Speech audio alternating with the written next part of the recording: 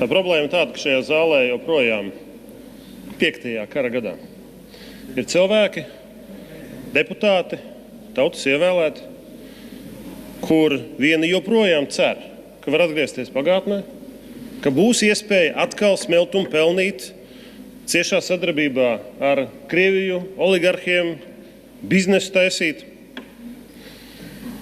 Kā izklausās, ir arī tādi, kuriem ir nostalģija arī pret tiem laikiem, kad Latvija nebija brīva, neatkarīga, bet mēs bijām zem Krieva vai Kremļa zābaka. Bet, mīļie draugi, es vēlos teikt, ka cerība nav plāns un nostalģija nav stratēģija. Un tie laiki, kad bija sadarbība ar Krieviju, tie nekad neatgriezīsies. Tāpēc, ka Krievija ir fundamentāli mainījusies. Un šodien jums ir lieliski iespēja parādīt to, vai jūs esat par Latvijas nacionālajām interesēm, vai jūs joprojām dzīvojat cerībās, ka tad, kad beigsies karš Ukrainā, Krievijas izraisītais nežēlīgais karš Ukrainā, mēs visu aizmirsīsim un viss atgriezīsies savās sliedēs.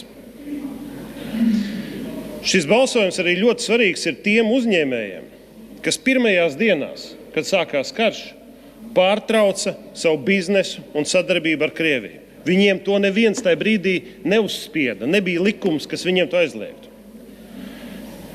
Tāds bija Ņūru Osme, Edgars Štelmahers, kas pārtrauca, viņiem bija milzīga eksporta ekspozīcija uz Krieviju. Pārtrauca, cieta zaudējumus, runāja ar īpašniekiem, investoriem par to, ka būs jāpārcieš šis viss, jāpārorientē tirgi un būs jāsāk dzīvot pilnīgi citādāk. Jānis Vilnīts Liepājas papīrā tieši to pašu izdarīja. Momentāli nocirta. Un tos uzņēmējus vajadzētu arī tādu sarakstu sastādīt, lai viņiem pateikt paldies par mugurkaulu un stāju. Un ir vajadzīgs arī saraksts, kas 5. kara gadā nespēja pieņemt realitāti un patiesību, kad starp Eiropu un Krieviju šobrīd ir dzelzs priekškars, un arī pat, ja beigsies karš Ukrainā, fundamentāli nekas nedrīkst izmainīties. Es pilnībā nepiekrītu tam, ka uz turieni vajag tirgot alkoholu, apakšveļu, visu pārējo, kas nav ieroči. Kāpēc? Tāpēc, ka šis nežēlīgais karš, šie kara noziegumi katru dienu, pagājušā mēnesī cik tur 200 cilvēki, civiliedzīvotāji noslaktēti un 1000 ievainoti. Katru dienu tiek veikti smagi kara noziegumi. Tas nav tikai Putina režīms. Tie ir Krievijas pilsoņi, kas ir ne tikai konsekventi ir ievēlējuši Putinu, viņa sistēmu, režīmu, bet šodien vēl joprojām atbalsta.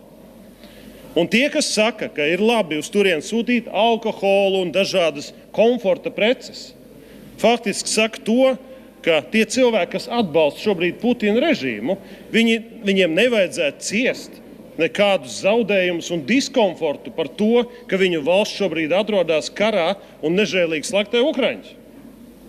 Manuprāt, tieši otrādāk.